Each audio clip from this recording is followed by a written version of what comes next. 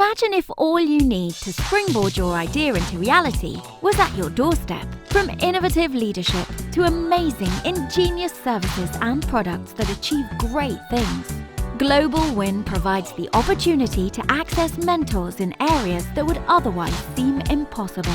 Areas such as intellectual property rights, development, safety aspects, finance, marketing, as well as getting inventors in front of chief buyers, to name a few.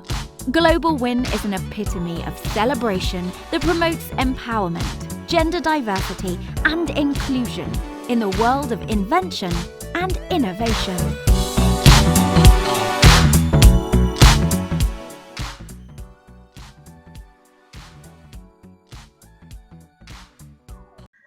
Good morning, Your Royal Highness, Your Excellency, ladies and gentlemen. Welcome to our very first virtual GlobalWIIN annual conference. It is indeed a pleasure to be addressing you today. For those of you who may not know me, I am Bola Olabisi, the founder and CEO of Global Women Inventors and Innovators Network. We have come a long way, despite all odds. The pandemic has affected us all in some ways. However, I am hopeful that in all this, we will eventually find a new normality that will work in each and everyone's favor. It has been an unprecedented time. However, we're still standing. GlobalWIIN has continued to advance in our mission to help build the capacity and increase the percentage of women inventors and innovators.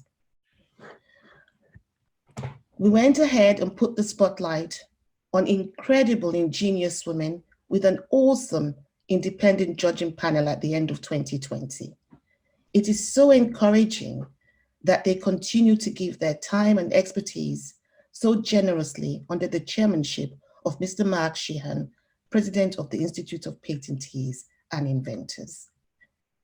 It led us into our very first virtual award ceremony, sponsored and supported by some amazing organizations. IPAN, the Intellectual Property Awareness Network, Al Sahad Foundation in Kuwait, Ovation Group, British Inventors Society, Agility, Bunyan Bank, Institute of Patentees and Inventors, just to name a few. Each standing by us and edging us on with their incredible and invaluable support. This year, once again, we have partnered with the WINTrade Global Summit. I was at the opening ceremony yesterday, and of course, it was an incredible start. I would like to thank Dr. Yvonne Thompson for the opportunity that the summit provides in terms of our outreach and global visibility. In case you are not aware, GlobalWIIN puts the spotlight on issues that affect inventors and innovators, and this is no easy task. So to begin, let's hear a few brief welcome addresses from some of the women across the globe who share in our vision and actively work with GlobalWIIN. So please sit back, relax, and let's have some fun. Let's listen to each other and share our experiences.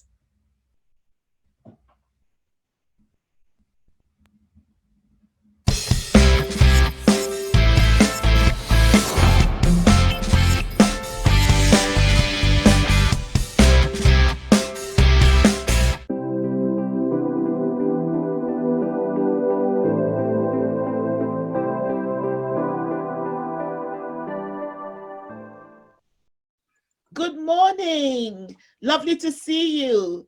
Right, I'm just going to go over to Europe right now. So can you please introduce yourselves? Yes, hi, Bola. I am Eleonora from Iceland, and I'm the president of the European Network of Women Inventors and Innovators. And I'm very thankful and honored to have this position.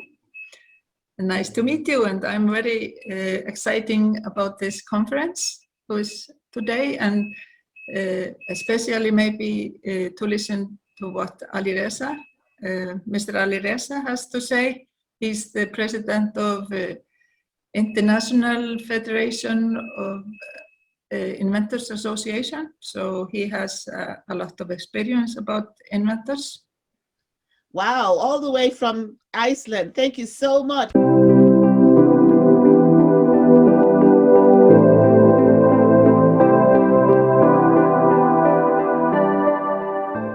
So, okay, we've got Vice President, I take it, from Belgium.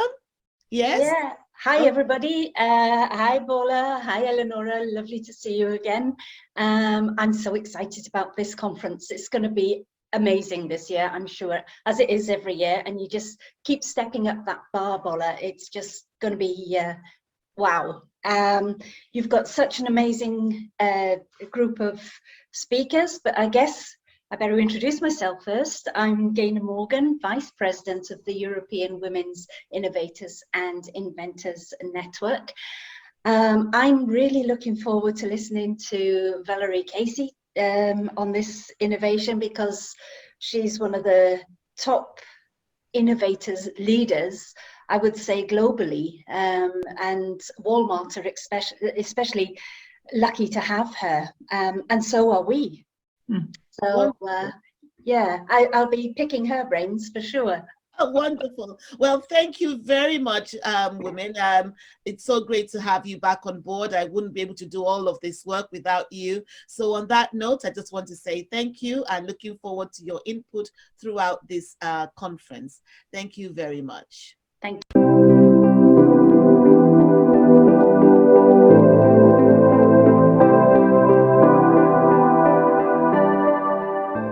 Go to Asia Pacific. Hello, everybody.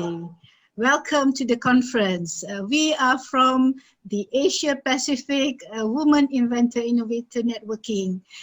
We are part of GlobalWIIN, and we are here to participate together. And hopefully, we will achieve our goal in the in the future. And we would like to say thank you to GlobalWIIN, which allow us to address the issues of inventing for in women. And of course, we have our keynote speaker soon. We'll be talking, which is Dr. Jenny Elmarco, and she will be delivering the keynote for today. And I'm sure that everyone will be, hopefully, will be enjoying the conference 15th of July. Okay, thank you very much, everyone, and stay safe.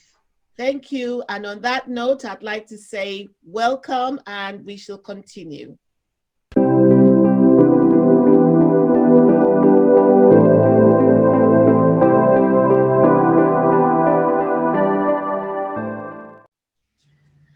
Right, over to Pan-Africa. Greeting from Africa. My name is Madeleine Nkunu, the president of Pan-African Women Inventors and Innovators Network, and the founder and president of Leading Women of Africa. I would like really to welcome you to this conference. As we continue to be delighted to be working with Dr. Bola Olabisi, the president and CEO of GlobalWIIN, as she continues to put the spotlight on amazing women inventors and innovators across the globe. Last year, Kenya and South Africa played a significant role as they showcased the best that Africa could offer. And we continue to work for the advancement of women across Africa. We again believe that this year, African women will come forward and showcase their ingenious mind. We wish you all the best in the journey, and we look forward to a successful event. Thank you.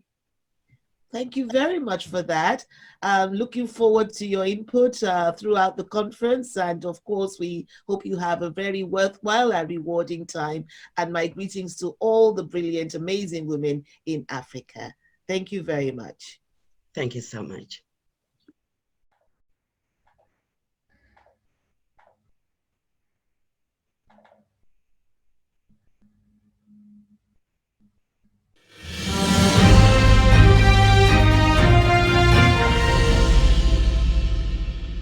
Call for nominations for the virtual GlobalWIIN Awards has begun. You are invited to nominate individuals and various organizations from across the globe, including businesses, corporate industries, academic institutions. Nominate Indigenous minds that make great impact with groundbreaking ideas. They can be new products, projects, processes, or services.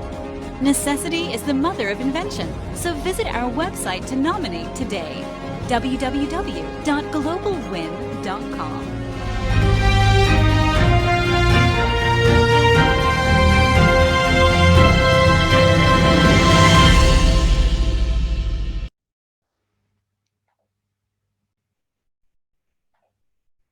Welcome back, everyone. That's just the beginning. I honestly do not know how we could take on such an ambitious role as a global network without the work that goes on at regional level. So huge appreciation goes to these amazing leading women. I would like us to continue with the welcome addresses from the regions. Let me welcome some of our new partners. But before that, the Italian Women Inventors and Innovators Network is not new to us.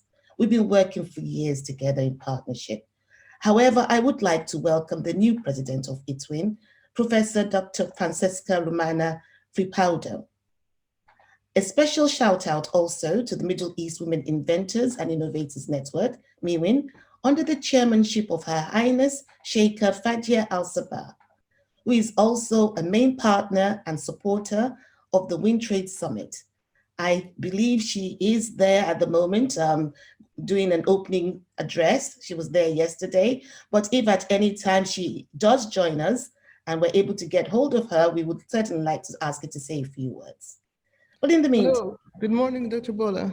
Oh my goodness, we are so lucky. Right, thank you very much, Sheikha. We are so happy to have you. Would you like to say a few words just to say hello? Yes, hello everyone, and many thanks to you, Dr. Bola, and congrats on this amazing achievement, and hopefully we'll have a very constructive and successful conference. We had an amazing, plus or minus year or 2 years, 18 months actually since Corona struck. We signed, I myself as the founder and the chair of Assad Foundation for Knowledge and Scientific Research, wanted an international platform to, go ahead and address progressing women scientific innovators and inventors in the Middle East region. And we were lucky enough to sign a partnership with the GlobalWIIN October 2019, just before Corona struck. And we had an ambition to have an actual, event in Kuwait for the scientists and, showcase all their projects.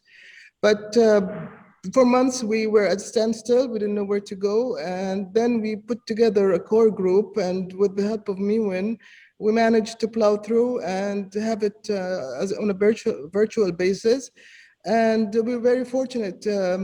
We had a lot of inventors and applicants. Some were with marvelous, ingenious ideas. And the proof was that whoever won the MIWIN Awards moved on to win very major event prizes with the global event. And we even got the premium prize. And Kuwait won, Khadija Al-Rifai won the award, and we're very proud of that. And we're hoping this year also, but the lessons we've learned from last year, that we'll be able also on a virtual basis with somewhat experiences we've got to also put maybe a hybrid now with the health regulations being released a little bit, or maybe again a full virtual, but we have managed to achieve some of the goals we wanted. And we now understand with all the applicants we've got that we needed what we thought is needed, a good platform, MIWIN, our partnership with GlobalWIIN, for all to as a magnet for the ingenious ideas of women in the Middle East. So thank you for that. Thank you very much, John. Royal Highness, it's a pleasure having you here. We know that we're going to hear from the head of the GlobalWIIN project. So I'm hoping that she's here also, Sheikha Nabila. We really appreciate the support and the work that you're doing over there.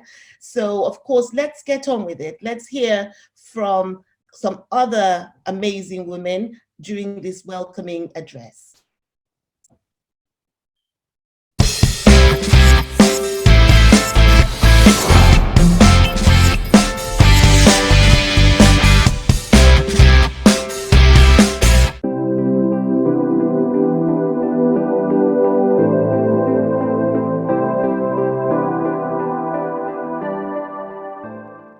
Dear Bola, distinguished participants, dear innovators and inventors, a very warm welcome from the Italian Women Inventors and Innovators Network for the GlobalWIIN annual conference. We all know how important are deployment of scientific inventions, innovations and technological solutions on a scale that will reach the target audience. GlobalWIIN has a long-standing history of 15 years in which the association has actively helped women bearers of ideas and innovations to realize their aspirations. We all know how difficult it is to make our voice heard, to attract investors, to develop our own business, to make productive a patent invention. Our mission is to help women to use at most patents and brand name. So we organize monthly webinars to discuss on patent and brand name importance and procedures, intellectual property laws, internet opportunities for startuppers, all of them available on our YouTube channel. Invention visibility is facilitated by our annual prize and conference, and we have realized a powerful international professional network to spread eTwinner projects. eTwin today is a proud partner in Schwarzkopf-Head's Italian competition to support business women, with Fortune Italy, with the web marketing festival We Make Future, and many other projects. It's sad to admit, but there is still a long way before reaching a gender parity in inventions, and there is much to work to achieve this goal. That is why we're here together today, after a too long time frame that has kept us locked in our houses, facing difficulties beyond imagination.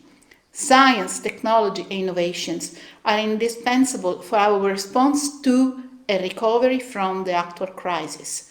So we are here, happy to acquire new tools to better present our product to investors and firms, to learn how to use the new technologies and social media, and to spread through the existing platform our project, to access opportunities to give life to our inventions, to defend our intellectual property at best.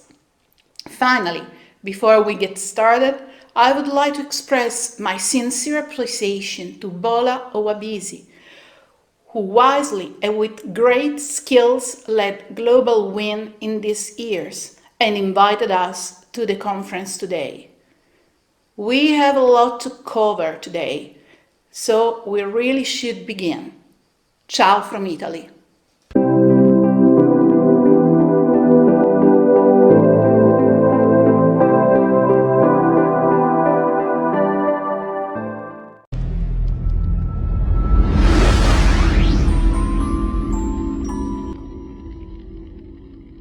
Hello, my name is Nabila Sabah, and I'm very proud to introduce you to GlobalWIIN. We have a relatively young history of encouraging female empowerment here in Kuwait, started incidentally by my grandmother, Sheikh Latif Al-Fahad Sabah. From a young age, I was inspired by seeing videos and pictures of my grandmother, seeing her dressed up, giving speeches, standing side by side with my grandfather, Sheikh Saad Al-Abdullah Salim Sabah. She was the pioneer and founding member of the Kuwaiti Women's Voluntary Association for Community Service and Development, established in 1992, and the Kuwaiti Women's Union, established in 1994. In 2013, she reconfirmed Kuwaiti women's role when she said, "Kuwaiti women have been an effective partner for male compatriots of Kuwait's development march since the early 60s. She then went on to pioneer the first Kuwaiti Women's Day, May 16, 2016, hoping the event would signal the start of a new era for women empowerment and increasing their contributions to the building of the state and society development. The Middle East Women Inventors and Innovators Network, of which I am a founding member, comes under the umbrella of the Al-Saad Foundation, established in 2009 by Sheikh Fadia Saad Abdullah Sabah, and was successfully launched in October of last year, with one of its major goals being to recognize Middle Eastern women involved in creative, viable new ideas, exceptional creativity, innovation, research development, and enterprise. This was done in partnership with the Global Women Inventors and Innovators Network, GlobalWIIN, which was founded by Dr. Paula Olabisi. MiWIN, as an organization, aims to collaborate both locally and internationally to exchange the experiences and visions of Middle Eastern women and to encourage them to demonstrate the positive effect they have both economically and scientifically. MiWIN hosts a yearly event showcasing Middle East inventive and innovative women in various sectors, allowing them a platform to showcase their inventions and innovations. An international panel of judges awards the Ibtikar Award, which then qualifies the winners to participate in the GlobalWIIN Awards in cooperation with the WinTrade platform. The current MiWIN winners are Farha Al-Kindi from the Sultanate of Oman. Farha won the Bronze Award at MiWIN last year. The Silver MiWIN Award was made out for Dr. Nuha Abu Yusuf from Jordan. And lastly, the top award, the Gold Award, was won by Kuwaiti participant Khadija Rafai. Building on last year's success, I am very happy to let you all know that we will shortly be taking registrations for this year's MiWIN Ibtikar Awards, which will be totally virtual this year. It is important for women to register, as without you, we would not be able to sustain MiWIN as an organization. So I would like to ask that any woman thinking of applying to please go ahead, take the chance, and register for participation. Registration will be open from today, actually, July 15th, for 2 months, and we encourage applicants to register via our website. Judging will be taking place from the beginning of October, with the winners announced at our awarding ceremony at the end of October. Last year, we had over 40 applicants, and we would love to see many more this year. In addition, if you are watching this and thinking that you would like to be part of MiWIN generally and broaden your network, I would be delighted to hear from you. You can contact us by emailing me at the address on our website. So back to my grandmother. She is delighted, as am I, that women are working together across the Middle East and the wider population, and that MiWIN is participating with GlobalWIIN, working with inventive and innovative women from all over the world. I'm also delighted that I'm able to continue the work that she pioneered and encouraged all those years ago. I would like to thank both Al-Saad Foundation and GlobalWIIN for their encouragement and support and congratulate them on their accomplishments toward the empowerment of women across the world.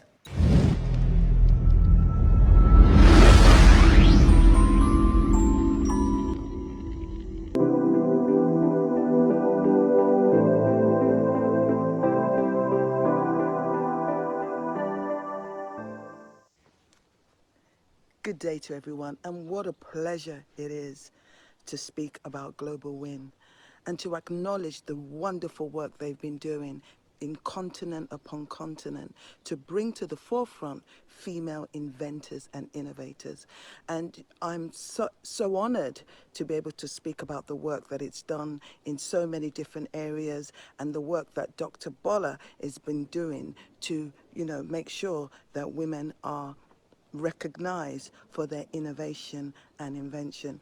And it's my absolute pleasure to speak about GlobalWIIN. This is the first time ever we will be in the Caribbean, and so next year we shall be having an award ceremony and launching GlobalWIIN via GlobalWIIN in Antigua and Barbuda. And what a pleasure it is that I will also be having an opportunity, as you are also on the platform, to listen to Her Excellency Karen May Hill, the High Commissioner of Antigua and Barbuda. And that's going to be an amazing presentation. And so I just want to thank Dr. Bola. I want to thank all the team. I want to thank our volunteers. I want to, really appreciate everyone who has been involved on the journey thus far. And I want to tell us all the best is yet to come. So I would advise you, get yourselves ready for GlobalWIIN, Antigua and Barbuda 2022 next year. Looking forward to host all of you. Thank you and take care. Bye-bye.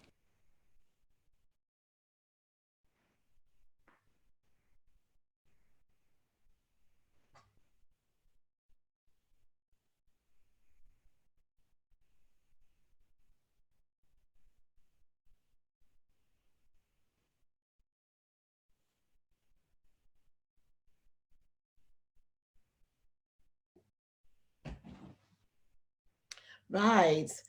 Thank you very much. Please do, I do apologize for the short pauses in between. Sometimes we do have small, slight technical hitches here and there, but you've all been patient. Thank you so much for listening. We are going to continue with the welcome address. We're soon going to be over. We're going to be listening again to the Vice President of the European Women's Inventors and Innovators Network now. So we're going to go straight back to the addresses.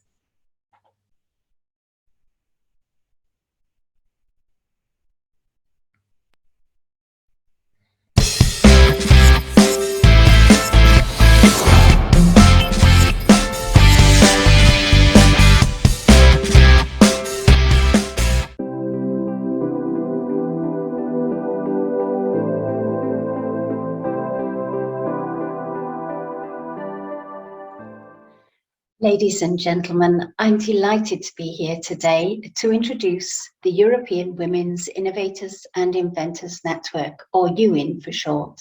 My name is Gaynor Morgan, and I'm the Vice President of the European Women's Innovators and Inventors Network. In 2006, GlobalWIIN was approved by the European Parliament, along with 9 MEPs across different European countries, and this was led by Dr. Bola Olabisi in partnership with the London Metropolitan University.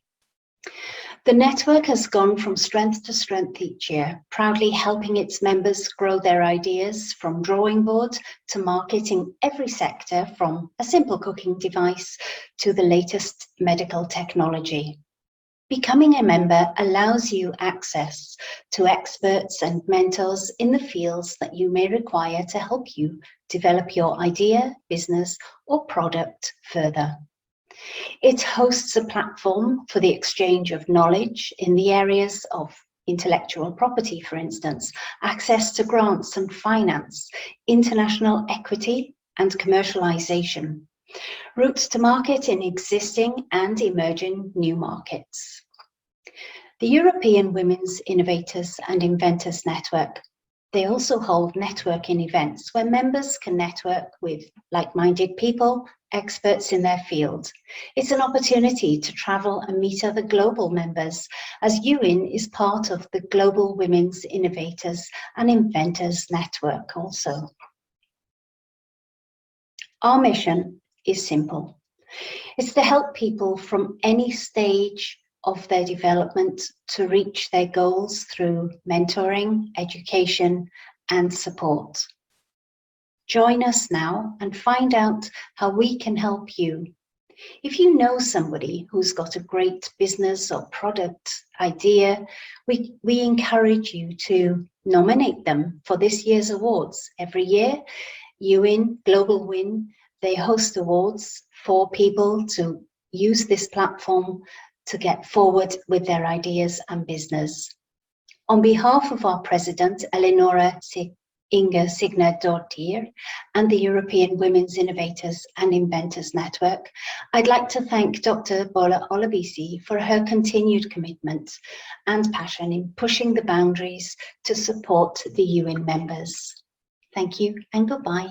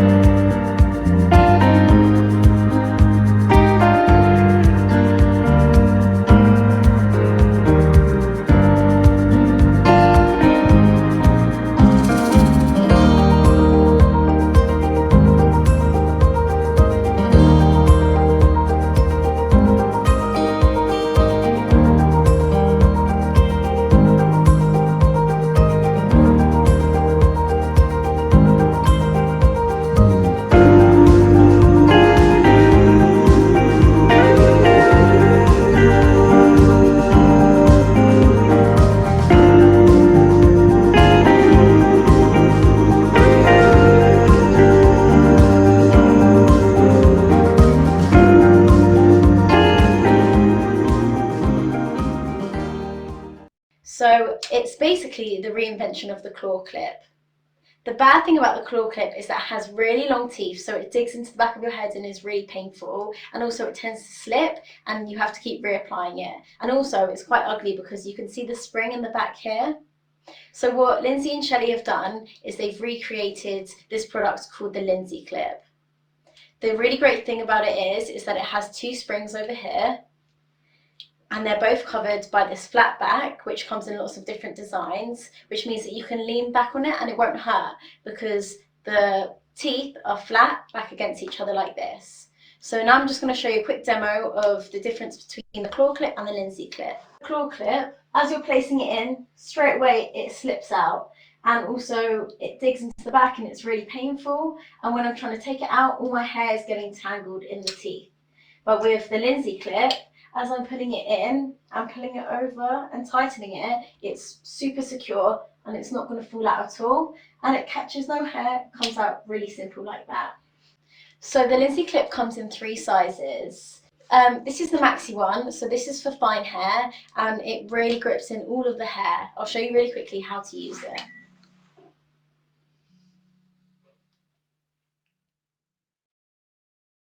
Just like that. So super easy and really secure again. And then you have the midi one, and this is for medium to thick hair. So this is my favorite one because my hair is super, super thick and it really keeps my hair in all day.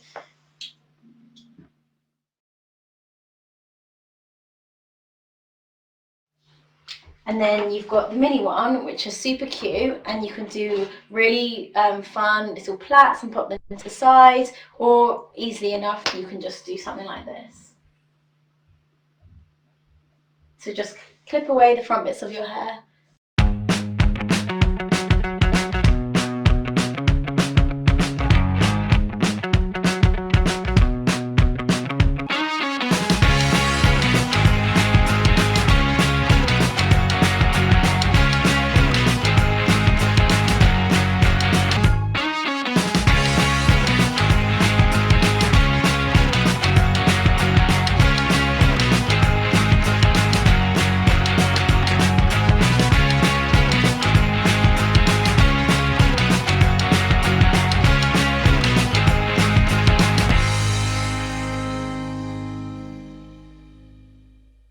I wanted to thank everyone, the regional presidents and head of the networks, in terms of what you shared with us so far. It's been a bit of a pleasure, a big pleasure, in terms that we really appreciate that it's not an easy task working along these lines. And of course, you saw the 2 advertisements that we had.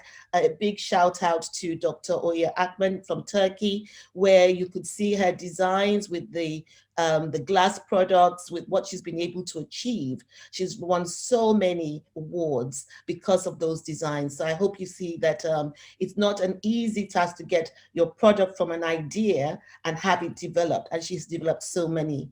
And also a big shout out to Lindsay Walker, the co-inventor of Lindsay Clip. Again, we're not looking at science and engineering there, but there's a whole lot of that happening just to put together these simple products that we women use every day. And some people perhaps will not take it that seriously, but if you know what it's like when your hair is flying all over the place and you've got something that a woman has taken into consideration, the journey, we really need to start to appreciate what women bring to the table. But anyway, enough of that. Let me introduce you to our keynote speaker today, this morning, because we have another keynote speaker in the afternoon. But the one for this morning is Valerie Casey of Walmart, a big multinational brand. She's speaking from San Francisco in the United States of America. Now, because of the time difference, I got to speak to her earlier on, so this is a pre-recording. So I'm sure if you had any questions, we would have loved to have put them to her, but don't worry. I think you'll find that she addresses a lot of what the issues are relating to design. She's an experienced leader focusing on design and launching breakout products and services. As head of design at Walmart, the highest ranking designer the company has ever hired, she oversees hundreds of designers responsible for everything from in-store experiences to app interfaces to experimental projects, all imagining the future of retail. So I'm going to stop at that. Let's listen to what she has to say. And I must tell you, I had a great time just interviewing her.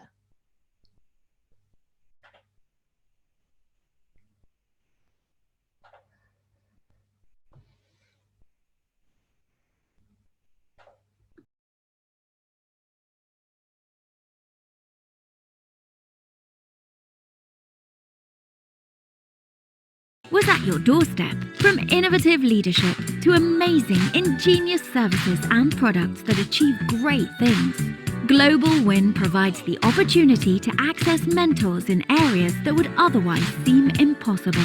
Areas such as intellectual property rights, development, safety aspects, finance, marketing, as well as getting inventors in front of chief buyers, to name a few. GlobalWIIN is an epitome of celebration that promotes empowerment, gender diversity, and inclusion in the world of invention and innovation.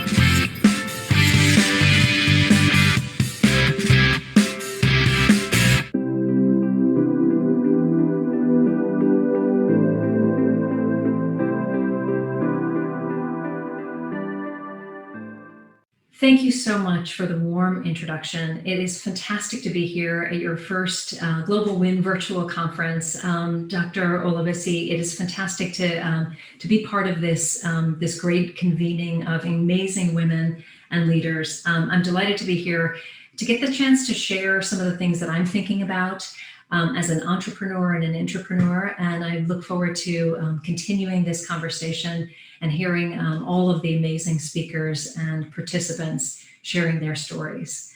The title of my presentation today is called Now, and it really reflects the sense of urgency that I'm finding to be in our space at the moment. And really the question is, what is stopping us from moving forward in the way that we need to be able to solve so many of the challenges that lay ahead of us? This is actually on the left-hand side a photograph from my back garden in September of 2020, so about a year ago. I live in the San Francisco Bay Area. On the right-hand side is a picture of San Francisco. And it was a day that the sun never came up in San Francisco. You may have read or heard the news headlines that 4.5 million acres of wildfires were burned to the ground, forests burned to the ground last year alone in California. It was the worst wildfire season. The air quality in the Bay Area was the worst in the entire world for a sustained period of over a month. You could not go outside. You could not be inside even without a mask in some cases. And it was really, I think for many people, the sky was orange because of the trapped wildfire smoke, but it never actually got any lighter than this for this one day and then a couple of other days. But I think for many of us, it gave a sense of really great urgency that we need to move forward and apply all of our creativity, all of our strengths, all of our technologies and our communities to these pressing problems that lay ahead of us. The UN top 10 most important global issues are things that we're familiar with, but they always feel a little bit abstract. Climate change, pollution, government corruption, they sort of linger in the abstract outside of our worldview. And my call to myself, my colleagues, and all of this community is to say, how can we take all of our combined energy and actually start to tackle these issues? Because they're not things that are off in the distance, they are things that are clear and present with us at the moment. So with this provocation, we asked, how can we make change? And so what I wanted to do is share 3 quick stories that I feel have really formed my point of view as an entrepreneur and an intrapreneur, as a person who spent the last 25 years trying to make the kinds of products and services that make a social impact. And these products, you read a magazine or a book or you see things like this and they all look very positive. But the truth is when we share with honesty, with each other about the things that we've struggled with or the mistakes we've made along the way, I think that we can make a lot more change in a lot more interesting ways. So I'm going to share these 3 stories with a kind of a mantra or a lesson for each one. And the first one is to be the guide, not the guru. So let me explain what I mean. About 15 years ago, I had a design consultancy called Frog Design, and worked there. And we did the most amazing products, anything you can think of, from the actual first Apple computers to Disneyland products to anything you can think of in between. And in this one case, a client came to us, biggest diaper manufacturer, biggest paper manufacturer in the world, and said, "Oh, can you make a diaper for toilet training?" And so this is quite interesting. And, as a parent, I could see the merits in actually, having some kind of a product around this. But they had a very specific idea. And their idea was to take this little bundle of technology, and they wanted us to create the product, and the product would snap onto the back of a diaper. And every time a toddler wet the diaper, it would give them a small electric shock. And this was to deter the child from actually wetting their diaper. Now, you can probably imagine the ethical concerns with something like this. And of course, there's also the environmental concerns. What struck me at that time was we were being asked to do a lot of these kind of products that I didn't feel like the truth of design, the capacity to reimagine the world, was being applied in the very best way. And of course, we had lots of great clients as well. But in this case, it was a wake-up call for me to say, how can we rethink what the design community should actually be doing when faced with interesting social problems, ethical problems, economic problems, environmental problems? And I went on to create an organization called the Designers Accord. And the Designers Accord started as a code of conduct for behaviors and activities for designers. And I wrote out a manifesto. I wrote out, how you conduct an event, how you should behave in this situation. And I had it very highly choreographed because it was exactly the way I had learned always to design products. We design physical products and digital products. And, we kind of depend, especially here in Silicon Valley, on having a very constrained view of how you can make a product. It has to be highly detailed, and every single pixel, every single detail has to be determined. But what I realized was that I had painted this sort of box around what I hoped would become a movement. And this movement, I felt in my gut, could be transformative, but it was actually limited by my mindset. My mindset had been to control everything. But what I discovered was that this didn't get the uptake that it did a little bit later. Initially, there was kind of fits and starts with it. But I got some advice from some great advisors, and what they advised was to have a little bit of more of a porousness around it. And as I developed a porousness around it, and I developed this kind of mindset of maybe I could create guidelines that then others can adapt and run with. And maybe it was okay if they use the logo and use the methodologies and use the assets in a different sort of way. And as I did that, I started to get these great inputs from people. People all over the world were advising how we could create new content, how we could actually start to transform this global distributed network in a way that really exceeded even my dreams about it. The Designers Accord is, to this day, still the largest community of designers and creatives around the world focused on social impact. And we have done extraordinary projects, ranging from creating food that's accessible and good for you, working on creative confidence with children, bringing in biomimicry, looking at materials to how to build houses, transforming educational systems, transforming packaging and products, helping emerging communities be able to get the resources they need. So a wide variety of a portfolio that never would have been permissible or possible had I had that sort of closed-minded view of how to build a product.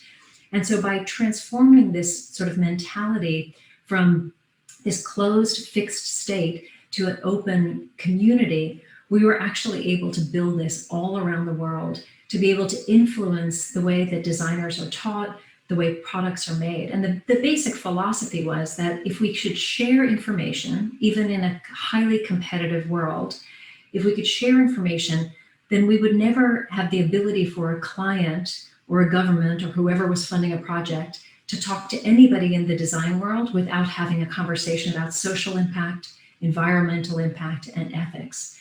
So it all started as this very small little project around diapers and potty training, to blossoming into this amazing community of thriving people who wanted to change the world. And so my takeaway from that was that concept of the lone inventor, which is so prevalent, I think, in entrepreneurship and entrepreneurship, is actually a bit of a fallacy, right? It's a bit of a myth. These kind of ideas of somebody creating an idea by themselves and being able to bring it to fruition. Instead, what I've discovered is that if you can provide a scaffolding and really bring people in to co-author your ideas, that's how you make impact at scale. So really, really, a long personal journey for me, and something that I continue to think through and figure out which ways can we actually amplify our strengths without limiting because of ego or because of this kind of concept of authorship. The second story I wanted to share in this forum was really understanding how we're responsible for second order consequences. A few years ago, I had a chance to work on an amazing project that was actually started as a provocation from a woman named Mitchell Baker, who is the CEO of the Mozilla Foundation, which is an amazing organization focused on technology and access. And her provocation was, how can we get internet access to the billions of people that still do not have access? And the reason why this is important is that when you provide people with internet access, you get increased political participation, better educational opportunities, gender balance happens in a much more interesting and better way. Women have more financial independence. All of these positive things happen with this.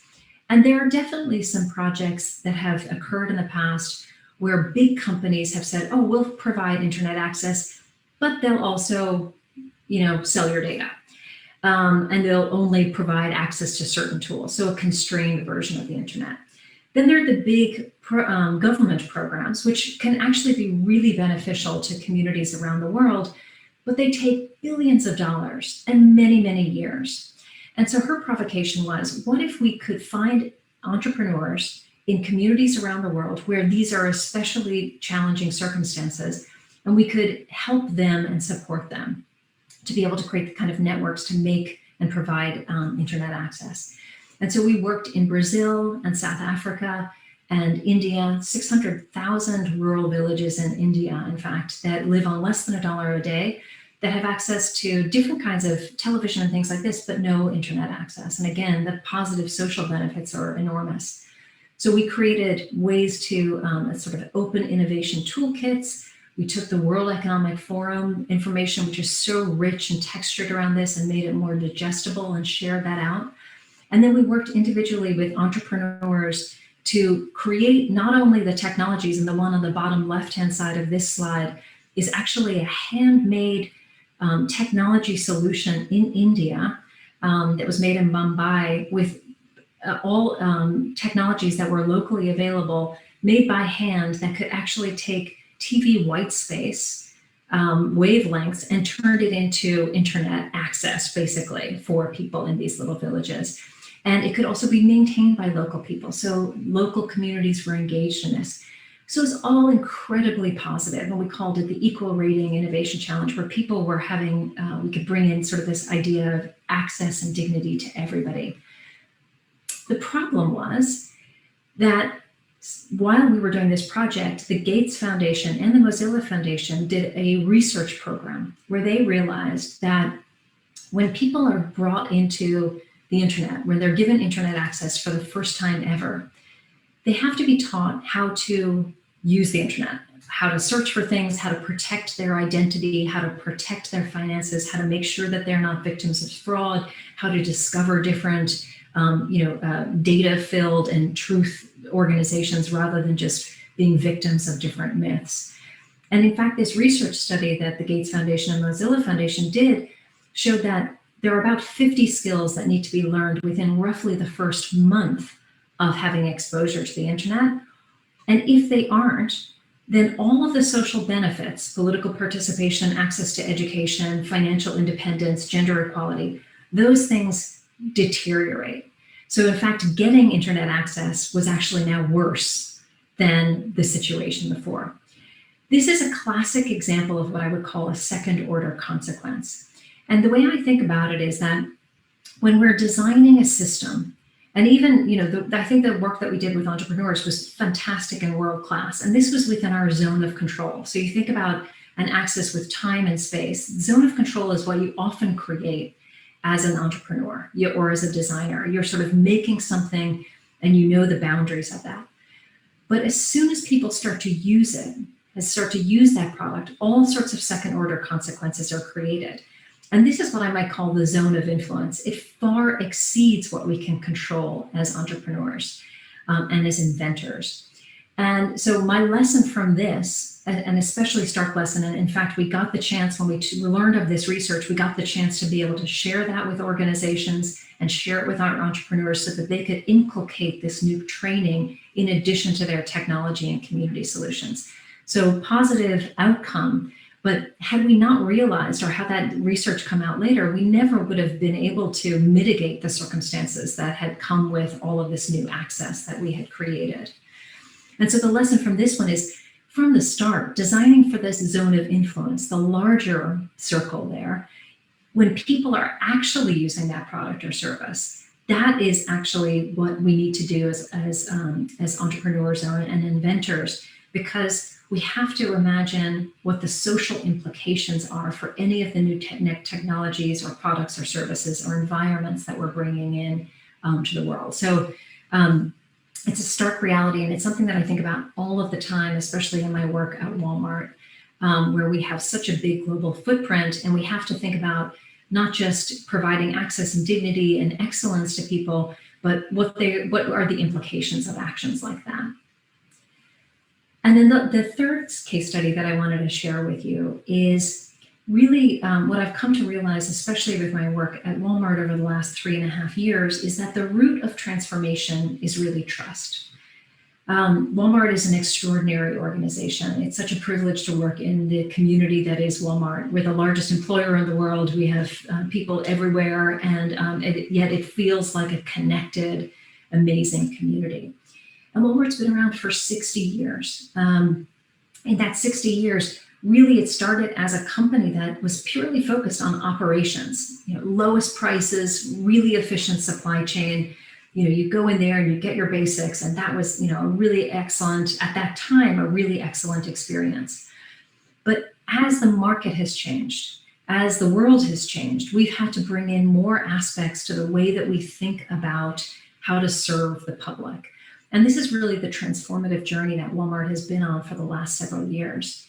And what we've started to really pay attention to and add into everything that we do is things like cultural currency. So we have different kinds of ad campaigns, ways to engage with people in social media and in conversations that expand out. We really focused on customer experience, and this is a part that I deeply care about and have a privilege of leading as well. We care about how our digital tools and services work for both our customers and our associates, our employees who are really the enablers for all of this. We've really started to pay attention to health and wellness over many years now with low-cost medicines for people, with facilities where they're finding out how to get treatments. We just last week announced that we are making our own lower-cost insulin for people with type 2 diabetes. And then social purpose. This is also one that's very near and dear to my heart. Fortune magazine comes out with a list every year of the top companies that are changing the world, and Walmart is the only company that's been on it for 6 years in a row. And it's for things like our position on sustainability and the supply chain. We have just announced that we're a regenerative company. For things like providing education and college education for $1 a day for our employees. Really like a large social remit. And that's what the transformation is about. And when I think about the things that have been so important in the group that I do as we create all of these digital tools and services in store and at home and on the road, there are kind of three things that really have been the foundation of this transformation that we've helped to lead. One of them is design thinking training. So people often think design thinking is just for designers. It's not. It's a broad-based methodology. If you think about what any successful product that you engage with in your home, in your workplace, or anything like that, it's interesting to you, it's got a good business plan, and the technology works. The only thing we do in design thinking that's different than attending to those three things is that we always start with the end user needs. So what is the true need state or want from a person who's using this product? Instead of saying, hey, we've got this great technology, how can we apply it to people? Or hey, there's this new business model, let's make a product for it. In contrast to those approaches, we start with people first. So we've brought this into the organization and trained literally thousands of people in the organization in the design thinking mindset. The second thing is that we've codified that mindset. And another key part of quality of design thinking is rapid concepting and iteration. And so what we've done is we've built our design process around having frequent ways to test with real customers and have a show don't tell mindset. That's a phrase that we use a lot, show don't tell. Instead of making lots of PowerPoints, we actually make a product. We'll make a prototype that you could put in your hand and share with somebody or play with yourself, and really get that real live feedback instead of talking about an abstraction of an idea, actually trying to build it. So that's been really a very important part of our process. Another one has been to get a very full view of our end user. So like many big companies, we have lots of dashboards that have data on them that give us that single source of truth and can give us a pulse of how a store or an account or anything is working. But we also augment that with a lot of face time with actual end users. So the prototypes we create, we bring into the stores and have our employees use them. We sit in rooms, pre-COVID, obviously, we do this all virtually now. We sit in rooms and we kind of go through workshops the same way that we would workshop an idea with our fellow designers. We do that with our end users so that they can co-create with us. We spend a lot of time in people's homes, just seeing how their day works. We ask them to keep diary studies. We really try to explore not just what they believe about themselves, but what their behavior actually shows as well. And the last one on the bottom left there on the right-hand side, funny project, we were trying to improve the tools and services in the store for the bakery and for our deli customers. And we were looking at the digital product. But when we actually went into the store, we realized that our employees were using lots of little notes and tacking things up and writing things on the side everywhere where they had things pasted up. So they had created all these workarounds because we hadn't developed great technology for them. And so that became a really important input as well. And it never would have shown in the data. And so we really try to have a very full-bodied kind of understanding of why people do things, how their values come into place, and then bring the data in as well.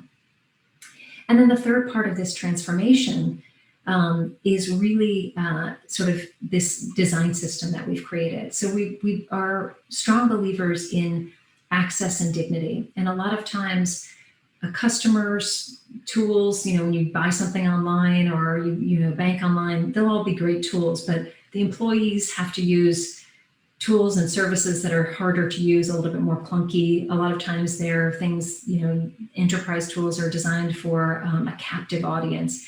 And so one of the things we started about 3 years ago, a little bit more than 3 years ago now, was to create one branded language for all of our digital tools and services so that every tool is customer grade.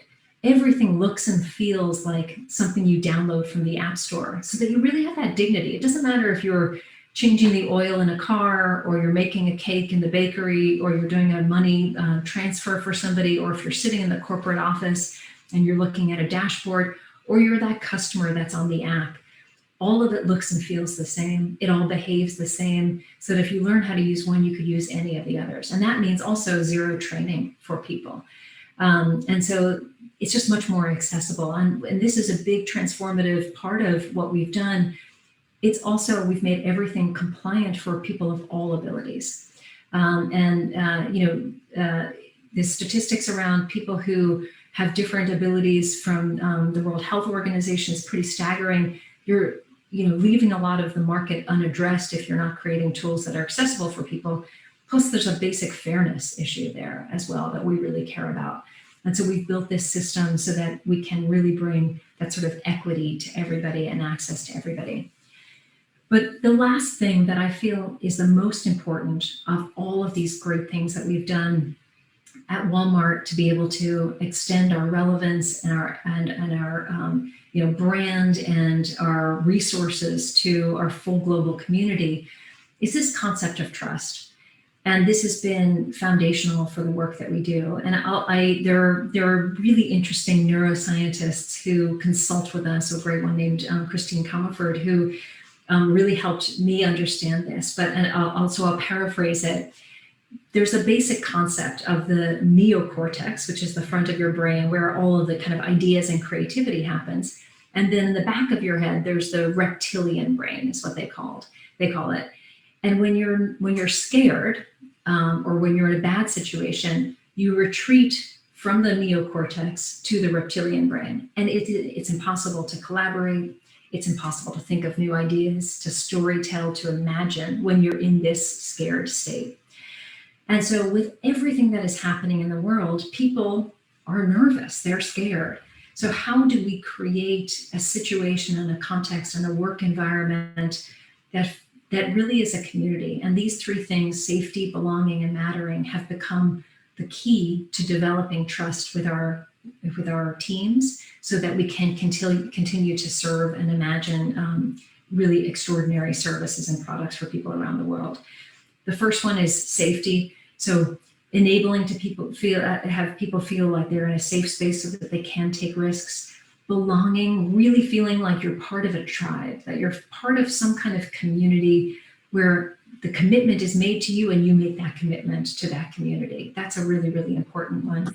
And then mattering. This is like that individual sense of, does my contribution matter?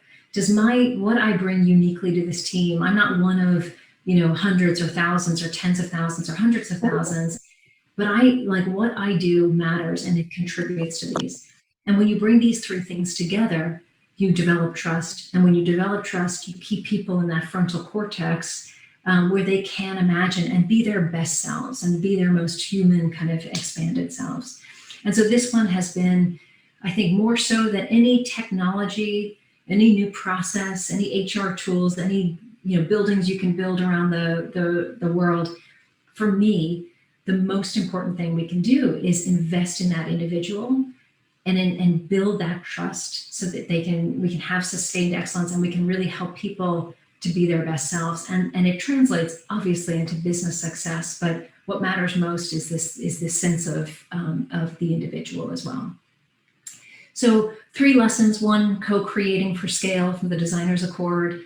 The second one, design for second order consequences, which was the Mozilla example of realizing that these things can happen that maybe were not predicted, but you actually have to attend to. And then the last one is really building trust. So with that, I will thank you so much again for the opportunity to share these stories. I look forward to hearing your stories and being part of this community. Thank you so much. Thank you. Thank you so very much. I feel so enlightened. Wow, I could listen to you all day. I mean, I have to say that I was listening to all of that, the transformation from Design Accord, from the way it's all started and, to the mindset shift, to the empathy towards the individuals and the innovations aspect. It's just open innovation at its best to me anyway, in terms of how you've developed from one stage to the other. And I could ask you so many questions, but I shan't be doing that, of course, obviously because of the time factor. But if you don't mind, I would like to put one question to you, and that is for you to expand on what is meant by true design thinking mindset. We have quite a number of inventors and innovators amongst us doing some fascinating work. And I think that it's going to be really interesting to see how they can the transferable skills needed in order to be able to understand what that is what that is all about? Yeah, it's such a great question. I feel like we could probably have hours more of conversation about it, because it's something I'm so passionate about. Because I think if we look at the spectrum of changes that you can make in terms of mindset, there's so many different things you can do. But there are a few key ideas within design thinking that are probably worth everyone listening to and sort of paying attention to. We started a design thinking initiative, as I mentioned, at Walmart. And I have to tell you, there's, people asking these questions. Oh, I've heard about it. I'm not sure if I really believe in it, but I'm an engineer. It won't matter. Or I'm a business person. That I'll leave that to the designers. There's actually, things that can be applicable to everybody. And we talk about design thinking as being a mindset of curiosity, lead with yes, and open-mindedness. I think that a lot of times with how fast everything moves, a lot of us are optimized to reduce risk and just keep going. But in fact, what we try to do with design thinking is pause and open. The second thing is it's a process. So that process of rapid iteration and concepting is really important. But I also think that there's sort of methods that we can all employ. And the three methods that I think are the most important are building empathy. So anytime that we can put ourselves in someone else's shoes, and a lot of times, like, we'll look at statistics and we'll look at reports and we'll understand users that way. But if there's any chance at all to have a conversation with somebody, to really sort of be in their environment, it's not that you are, that you fully understand anybody else, right? Because none of us can. But it's that ability to kind of commiserate and to sort of to really empathize and to put yourself in their shoes. So we do a couple of activities there, and I think some of them are really effective, just about shifting mindset and getting out of the habit we have to look only through our own eyes. The second one is about reframing the problem. This is the one that I think corporate environments can work on in the most. And I think any of us who are in the world of trying to come up with new ideas probably face this a lot. When we get a new project or a new initiative, a lot of times the solution is embedded in the problem space. So what we try to do is take the time, and it's time up front, but it's time saved ultimately, to reframe what the problem is without having a conclusion embedded in it. And what I found is that when you have the solution embedded in the problem, like, oh, we should make a website that does this, or, oh, we should make a new technology that, that solves somebody's financial problems in this particular way. When we're very specific there, we make it more likely that we'll fail. So any way to reframe the problem so we can open up that space is really important. And I think then the last one is knowing that ideation is for everybody. So a lot of times people say, oh, I'm no good at drawing. You guys ideate, you draw the scenarios out, but we get the richest, most diverse, interesting solutions when people from diverse backgrounds participate. In fact, I was looking at some recent studies from UCLA and research reports from McKinsey talking about how companies of any size and any kind of organization with gender diversity in the leadership levels perform at 15% better than their counterparts without gender diversity. And this one's US based, with ethnic diversity, 35% better financially. So this isn't just about fairness. This is actually, like, if you're interested in the financial outcomes, there's evidence to prove that diversity produces better outcomes, innovation, collegial, community, all of that is so much better. And so ideation, when you can get everybody to participate and you create simple ways to help people to share out their ideas, that safe space to ideate always results in better kind of inclusive innovation as well. I'm passionate about this space, and so hope we get a chance to speak more about it as well. Well, thank you very much, because I have to say that I share in that passion, and I share in the vision for increasing the percentage of women in this, in this particular remit that we are in at the moment. So I must really thank you. I know that this is a recorded session with you while we're having the conference. You're going to be about 2 a.m. where you are. I'll be dreaming about it. Otherwise we would have loved to have had you with us. But all I can say is thank you so very much, and we certainly will be back in contact with you. Thank you so much. Dr. Obesti, what you're doing to create a network across the world of women focused on innovation and invention is truly, I'm just in awe of everything you've done. So thank you, because that's the magic for all of this. That's how we're going to change the world. Really appreciate it. So on that note, I'm going to say thank you, and I'm going to say bye. Right.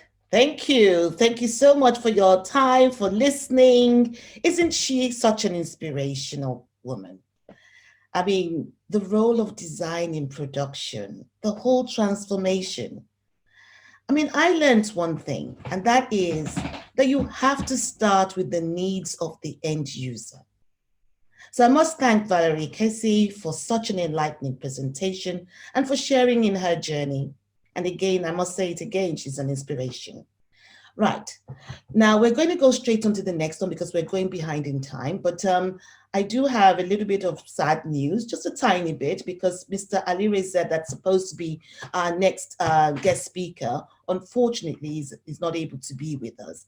But I can tell you that he had every intention to being with us, and I'm sure that we will have him back next time. So what we've decided to do is, so that you can relax, let's hear the real stories of people who are inventors and innovators. Let's hear what they have to say. So if you haven't grabbed yourself a cup of tea or water or anything, let's go through the series where we're having tea on the sofa. And so we're going to go straight into that now.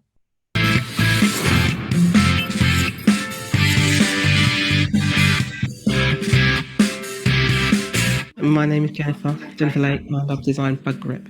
Bug Grip is a universal clip. It attaches itself to pushchairs, shopping trolleys, wheelchairs. Nice presentation from Moji. Together, and you can go. We took out a Facebook ad. It reached 36,000 people in 10 days, and the feedback was very, very positive. When I heard about the Bug Grip, I thought it was a great idea. As a busy mum of two, anything that makes my life easier is fantastic. I have two sons of 2 and 10 weeks old. With having a toddler, sometimes they want to run around, sometimes they want to be carried, and it's really tricky when you've got a baby to do both. Having the opportunity to have an extra buggy that I can suddenly just connect together would be really useful. Where I live is too narrow to get a double buggy through the door. So the idea of having 2 buggies that can connect together would be fantastic for me. The original use for the Bug Grip was for a pushchair, but it's now opening up a whole new area for Bug Grip to be used on other items. If he gets tired and bored, which happens often with his scooter or his bike, it's really useful just to be able to connect it to the pram, and then we can carry on with our day. I really believe in this product. I'd like to get enough funding to be able to make the product. We have a clear market, clear vision, and we now need your help to take us to the next level.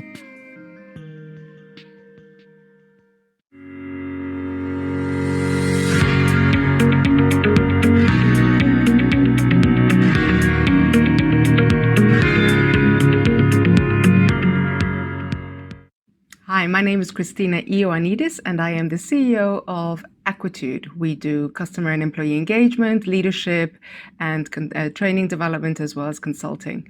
Thank you to GlobalWIIN for inviting me to be one of the on the sofa speakers. I am honored to be amongst distinguished women who have been selected globally. I will answer a few questions relating to a previous venture that unfortunately didn't actually work. In fact, it failed. And for me, one of the most important things in answering why did I start that business, it was a conviction that it would work. And we all have those convictions when we have an idea that we believe will be the next best thing since sliced bread. And it's great to follow it through. But there are times, and this is what I want to get through to everyone in GlobalWIIN, there are times where we may be ahead of the curve in terms of our idea and our business. In my case, it was a bespoke jewelry. So handmade, made to order jewelry and accessories. And I took premises in Mayfair.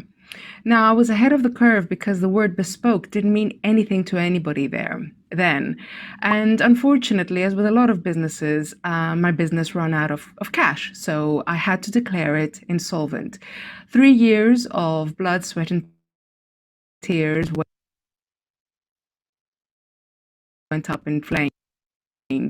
But ironically, even though I went through a terrible experience in having to declare a business insolvent and having to overcome the challenge of the stigma associated with it, fast forward a few years later, and I would be consulting to one of the most well-known luxury French brands on precisely the same topic in Dubai, offering retail experiences that are completely unique and tailored. And so my outtake from my experiences, even if it fails today, it doesn't matter. Keep going, because in the future you'll use that learning. All of these are transferable skills. The next thing I wanted to really touch upon is the reaction of my family. When I was originally set up my business, my family was a bit concerned because I was taking a large risk. And yes, they were concerned rightfully because obviously my business failed. However, the reaction afterwards, when they knew that I had done everything possible to make it work, was extraordinary. So your number one support group are those people who are with you right through that journey. And it is going to be your family and friends. And so this is what I'd like to kind of communicate to everyone in the WIIN network. Don't be scared to reach out to your family and friends and make sure that they're there for you. And while they might not initially encourage you tremendously because they might not see the opportunity or you think they don't understand you, they will be your pillars of support if all goes up in flames. And I'm a great example of how this just happened to me. And finally, in terms of the people who inspired me, and this is the final outtake that I'd like to communicate, it is the people around you who give you that strength. And in my case, it was my family. It was actually my grandmother and my mother, who are very strong female role models that I've always held and I will always continue holding. And so those role models are the guiding light to success. They will be there for you no matter what, but they will also admire you for every single step you take.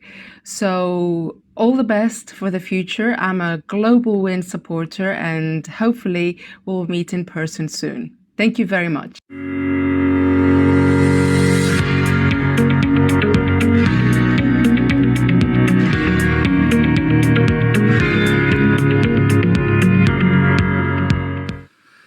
My first question, was I afraid of people stealing my product or my idea, and why?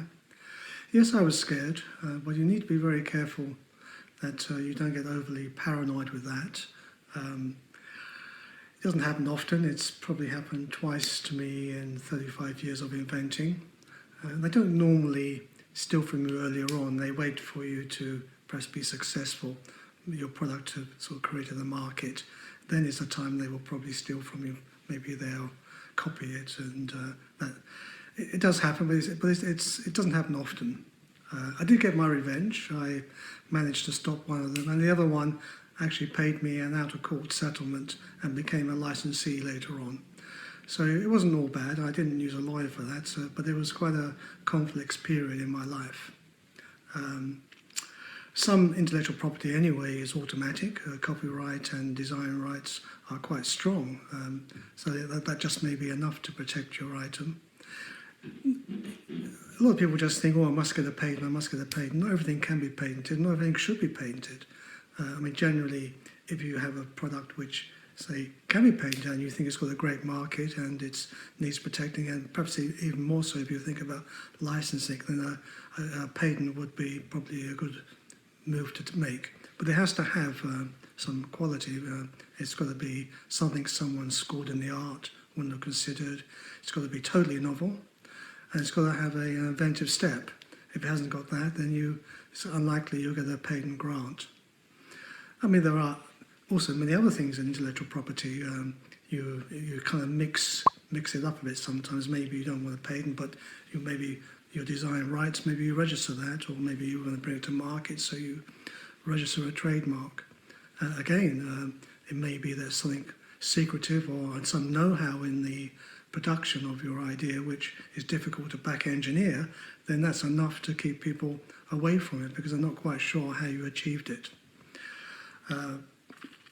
Next question. What do I look for in a good product? Generally, I always say if it's cheaper and better, ideally both, then that's not a bad start. I generally know instinctively if I see a good product because I have that sort of feeling that I wish I had the idea myself. I think for sort of your first invention, if you can make it simple, then you have much more of a chance. I use a scale of 1 to 100 for that. 1 may be something like a small piece of plastic which every fisherman would want. It cost me a penny to make and they'll pay £10 for it, and it has strong intellectual property. It's a great one to start with. You're not going to have too much financial stress with that. On 100 scale, maybe I know a fuselage for a Boeing 747 design. It could ruin you. You would lose your shirt and a lot more besides if you're not careful. So try and be realistic. The simpler it is, and the less complexity or the less interaction you require with large organisations, maybe then you've got, I think, much more of a chance of success. And you learn from your first one. You make mistakes. You learn. There's a learning skill, which is actually quite useful if you do it again, and maybe then you get a bit more, I suppose, daring, and maybe you add software, maybe you have electronics, and there's a great assembly aspect to it or whatever. So if you can, try and keep it simple at the beginning. I always also try and make sure it's the best solution as well. I mean, I see good design, but sometimes there's better. And if you look at corkscrews, there's thousands of versions over centuries, and they all take a cork out of a bottle. But some do it, I think, in a much sort of more sophisticated and stylish way. I always think about that one where you pull the sides down. I thought, what an amazing design, and I hope the inventor made some money out of that because it was a brilliant design. Makes life much easier for people who haven't got the strength normally to open a bottle of wine. Final question. What inspirational message can I leave the viewers? Well, I don't know.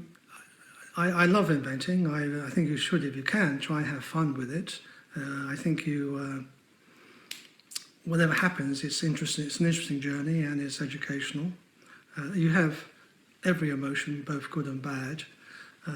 But you certainly know you're alive, and if you get it right, it's satisfying. I mean, I love going into a shop and saying, actually, that's mine. It is satisfying. And but there are elements to it which you are making quite big sacrifices sometimes on finance and in time.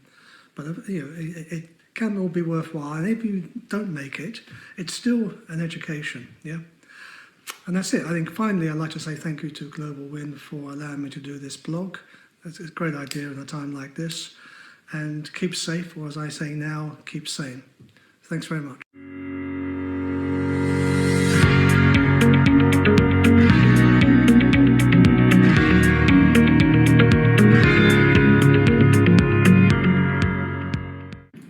Hello and welcome to GlobalWIIN on the sofa with me, Selina Beba Kumensa.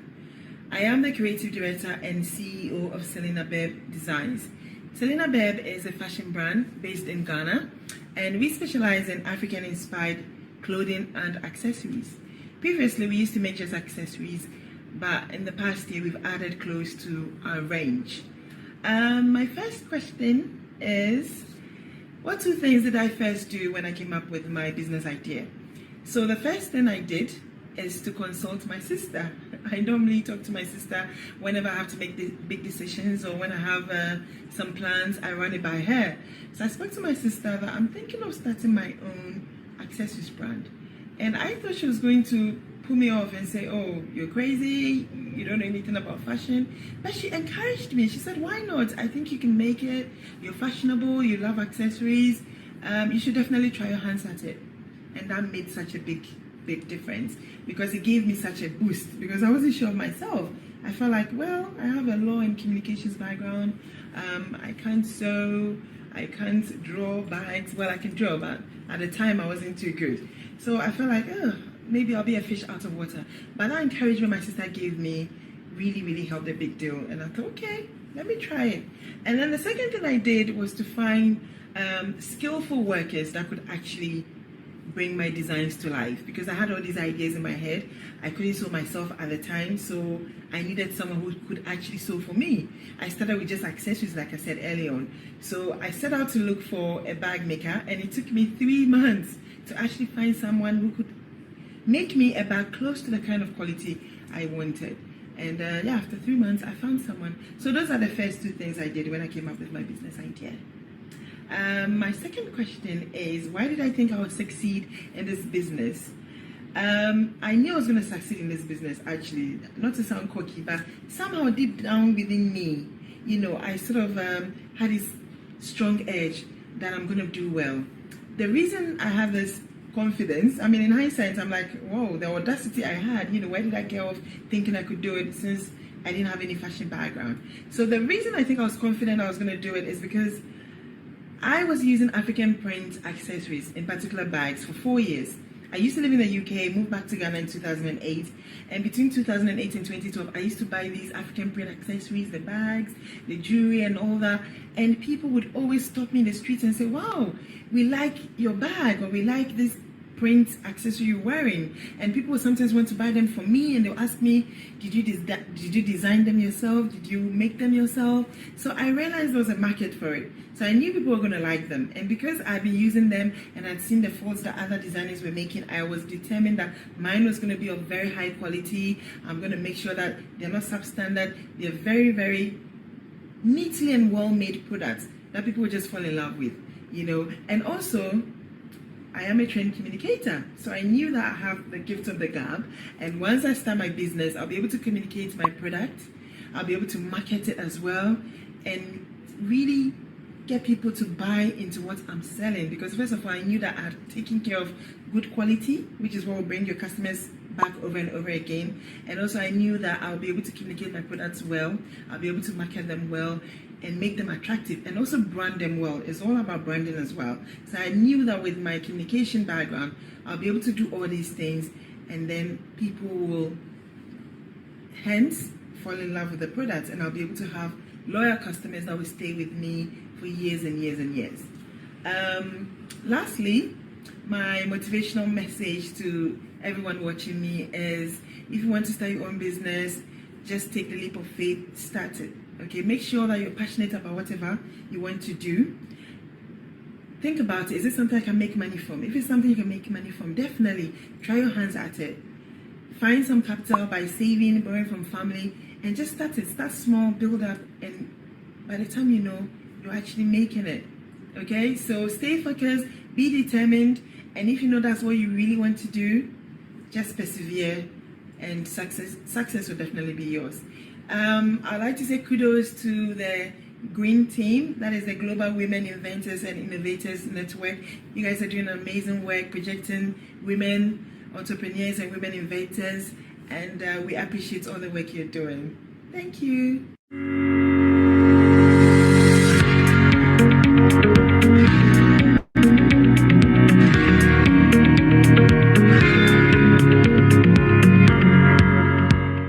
Hello and welcome to my sofa. The first question I'm going to answer is every idea protectable? So, from an intellectual property perspective, actually we don't protect ideas themselves. They're available in the public domain for everybody to use and build on, which is good for innovation. But you can protect your individual expression of that idea using intellectual property.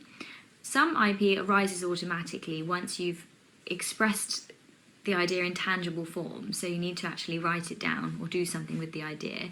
It's not about protecting an idea that's in your mind or that you've just spoken about with a friend. and some IP, you need to register it to benefit from that protection. One thing you can do, if you haven't yet expressed your idea in a tangible form or registered a type of IP to protect it, is use a non-disclosure agreement, and that's a way to protect confidential information, and some people use that when they're still in the beginning process of their idea, to protect the idea. But the best thing to do is to express the idea in a tangible form and use that IP to protect your idea. So in summary, no, you can't protect all ideas. In fact, we don't protect any ideas. We protect the individual expression of that idea, and you can do that through intellectual property or a non-disclosure agreement. And the second question I'm going to answer is, what's important when coming up with an invaluable idea? So related to what I just said, from an intellectual property perspective, the value of the idea comes in the individual expression of that idea. So everybody could come up, using the same idea, come up with a different expression of that idea, whether it's an invention or a novel or a skirt, whatever it is. You add the value to it by adding like your individual perspective, your skills, your life experience, how you see the world, your individual personality coming through in that creativity, creation, innovation, whatever it is. That's what adds the value to it. And also, I can't help but mention, from the IP perspective, the value of the idea comes in protecting it through intellectual property and other ways to and having that kind of strategy. Otherwise, you might not kind of benefit from the value of that idea.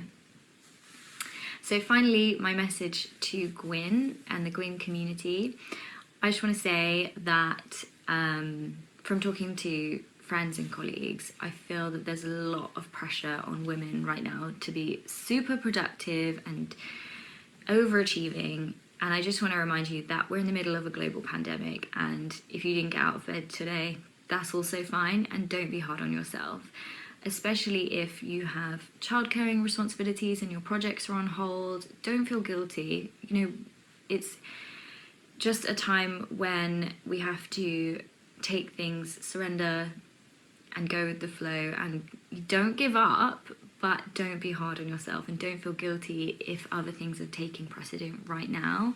I know that's been my experience. I think, oh, I haven't done any work today, and then I'm like, oh yeah, we're in the middle of a global pandemic and it's okay. So that's my message.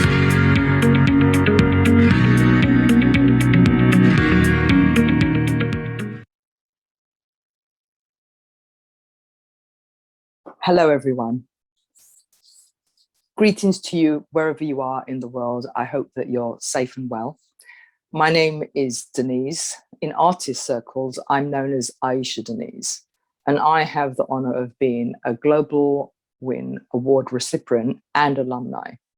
I'm also an Antiguan, and so it is with both pleasure and pride that I introduce Her Excellency Karen Mayhill, the High Commissioner of Antigua and Barbuda, into these proceedings. We're now going to share with you a recording of an earlier conversation that she had with Dr. Bola, and we'll follow that up with a few remarks. Thank you.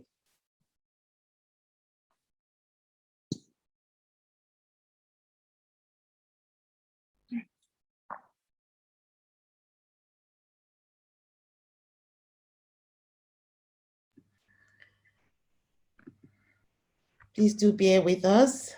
We are going to be on in a few seconds, I'm told.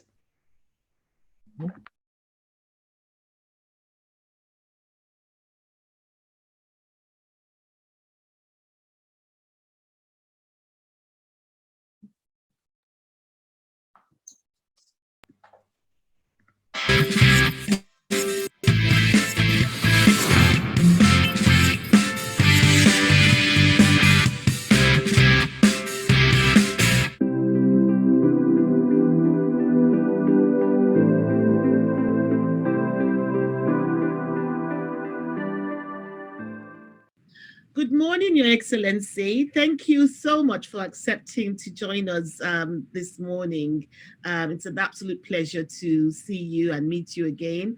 I had the opportunity to attend a great event at the Antigua and Barbuda High Commission office some years back. Not too long ago, I would say, but it was to be, we were celebrating Antigua's island girls on becoming that worldwide, the worldwide news in terms of rowing across the Atlantic or something like that, if you could correct me, but it was some time ago as well. So, that's correct. Yes, so thank you so much for accepting to join us here. I mean, it was then that I must say that I was so enlightened, and I was able to see how gender diversity, how important it is, and the work that you're doing in London to ensure that diversity and inclusivity is well celebrated and recognized. So thank you so much for joining us. Now, Pleasure to join you. Okay, so you're aware that we're excited. We're coming to Antigua and Barbuda. We really would like to bring GlobalWIIN and to partner, to celebrate, to recognize all the wonderful innovations and inventions that you may have there. But I've never been before, and I've had to do a bit of research, but it'd be so wonderful to hear what your views are in terms of our coming over and using this opportunity to launch the Caribbean Women Inventors and Innovators Network, and Antigua and Barbuda being the host country. Well, Dr. Bola, again, let me say good morning to you and to everyone who will attend the conference. It's really an honor and a privilege to speak with you about something as special to my heart as women and women as innovators. It's a fantastic concept and something that I know the Caribbean as a whole embraces with great joy. I'm also pleased to share that my minister, who is the Minister of Foreign Affairs, Immigration and Trade, is energized around hosting this concept, this conference next year. We're looking forward to all the planning steps to get it off the ground and to have a successful introduction to the Caribbean by you and your network. We think the Caribbean has sat at the apex of a lot of innovation over the years. We are young democracies. When you think about when the Caribbean countries emerged into self-governance, in most cases we're 30, in our case we're going to be 40 years old this year on the 1st of November. We are young democracies. And yet the Caribbean has achieved an amazing amount in a short space of time. We are a zone of peace. We have rule of law, good governance. We have fairly advanced education systems, our healthcare systems. Even during this pandemic, there was a demonstration about how amazing the Caribbean can be in energizing its population and rallying around what needs to happen. And interestingly, our chief medical officer is a female, Dr. Rhonda Seeley-Thomas, and she has to be commended for the work she has played with the Ministry of Health and with the wider government to make Antigua and Barbuda one of the stories that we can say, and of course I recognize we're still in the throes of the pandemic, but certainly we can say that Antigua and Barbuda has managed this as best as anyone else in the world who says that they've managed it well. We've done fantastically well under the leadership of a female with respect to our Chief Medical Officer. And so we're excited about having you in Antigua next year. We're excited about bringing women together, but also bringing innovative women together from across the Caribbean region, from across the world, to share, to let our young people know, both male and female, that there is a space for women that is not just confined to where society might wish to pigeonhole them, and that we can actually celebrate the achievement of women in a wide sphere. And we're excited about this, Dr. Vola, extremely excited. Oh, thank you very much. I mean, that's very encouraging. One of the key areas that we are always interested in is knowledge transfer, knowledge exchange, because without knowledge, we just certainly don't have the power and the confidence to move forward. We're seeking an opportunity for partnership. We want to be able to come into Antigua and, of course, enjoy your tourist opportunities that are there. We've heard so much about the island. But in terms of diversifying and expanding into other areas, what other areas would you say that Antigua and Barbuda would be interested in? Well, our government has a clear, ambitious path for women to create as inclusive a society as possible. So we have programs that seek to empower women through our Directorate of Gender Affairs. And we have, even within our ministry, programs that are all about giving women a chance to be entrepreneurs, to share their knowledge, to be in every aspect of society.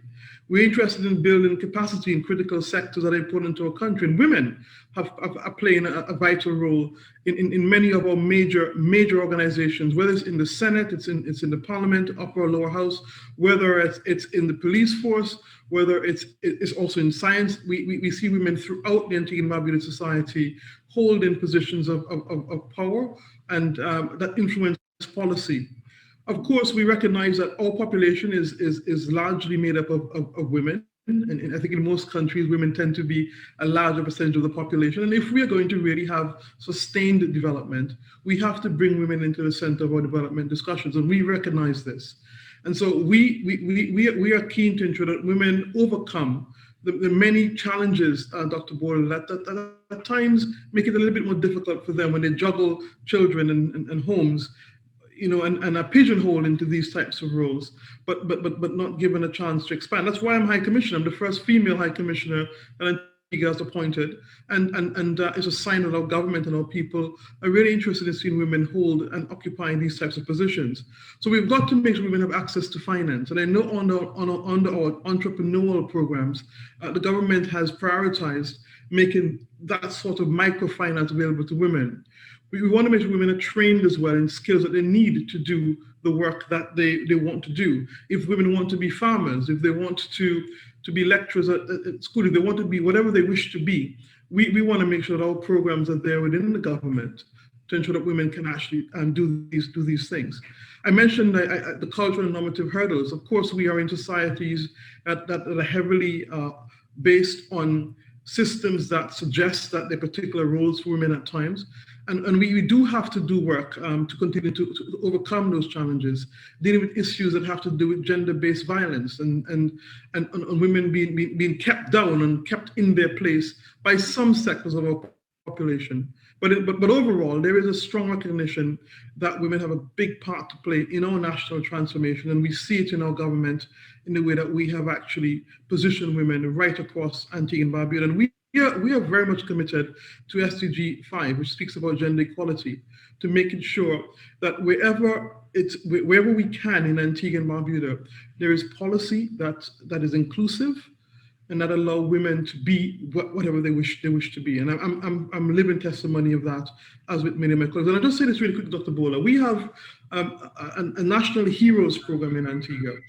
And of course, perhaps the most famous national hero is Vivian Richards, for those who love cricket, the Master Blaster, as he was called. But one of our national heroes is a lady called Dame Nellie Robinson. And she was instrumental in setting up a school to support children who were in need. And her legacy has left a school that's still in existence, the Tioa Memorial School, that she founded many, many years ago, that afforded local disadvantaged children a chance to have a secondary education. And at the time, this was not available to them. And she was a trailblazer for education in Antigua. You can't think education in Antigua without thinking Dame Nellie Robinson. Again, a woman who did this. And that school exists to this day. You mentioned the Island Girls. And for us, that was a story, again, of conquest. It was one of those stories that sort of energize your blood, because when you think of our history as peoples in the Caribbean, there's an intersection between the Amerindian indigenous people, Europe, and of course, Africa. But when we came to Africa originally, when I say we, people of color, came from Africa to the Caribbean, we came not in the best way. We came as forced labor across the Atlantic. But here we had 4 young women of color who traversed the Atlantic voluntarily and followed, in a sense, a path that was taken by their forebears, but doing it with such energy. And it's a story that needs to be repeated all the time, that these 4 young women braved the Atlantic, following in the steps of our forebears, inspiring an entire nation, an entire world. And Dr. Bola, yes, it's an amazing story for us to share every time about our team Island Girls. And they rode, and they're still rowing in our hearts in terms of what they were able to achieve. And perhaps one day, Dr. Bola, there'll be a film about their traverse across the Atlantic. But we're really excited about what we can do to show the world how much the Caribbean has advanced the cause of women and women empowerment. And this is a fantastic chance to do so. Absolutely. Thank you so much, because I think that we certainly share your views that we should celebrate, we should recognize, we should put the spotlight on the achievements of women, because I think what we have in common right across the globe is the sheer determination and commitment to succeed. And sometimes we certainly need that helping hand. We need the capacity building and the skills. And so far, what we've learned about Antigua and Barbuda is that there's that positive energy and attitude towards wanting to see this happen. And I want to personally, and on behalf of the Global Women Inventors and Innovators Network, really thank you for the support that you've provided us so far, for the understanding of the challenges that many women face. There are, when we're looking at bringing a new concept, there are many new concepts, products, processes, ideologies that even came from our grandmothers, that they have not been recognized, that they've been taken to other parts of the world, other people have taken them on, and very few people understand what intellectual property rights is.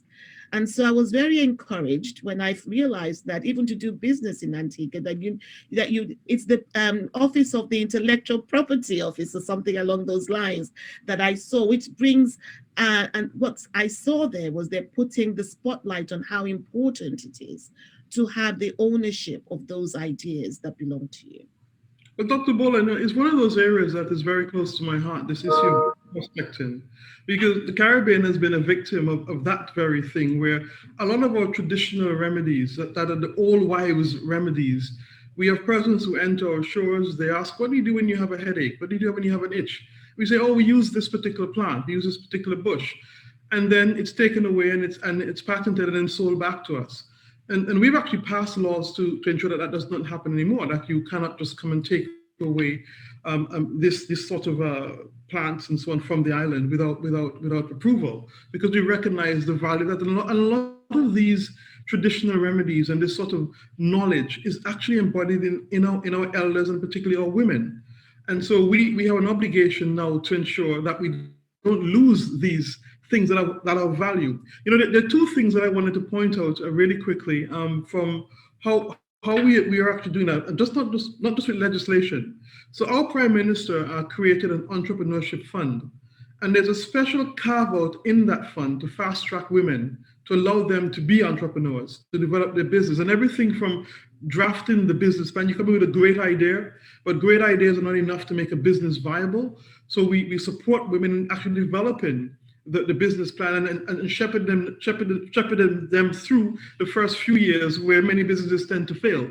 So we're really proud of that particular program, and I'm sure it's one of the programs we'll showcase when you're here next year. But on the CARICOM level, which is the wider Caribbean community, there is an ICT partnership program, which is to ensure that girls and women are empowered through engagement in the STEM subjects. And so we continue to see deliberate government and regional action to ensure that we're bringing women into the fore. We're not losing traditional knowledge. We are recognizing the place that women can play in building our societies, building innovation, and we're ensuring that remains the case. And so I'm excited about where we are headed. I realize that there are challenges. I realize that there are hurdles. I realize that there's still some way to go, not just to consolidate, but to keep on moving towards that parity that we all know that is correct.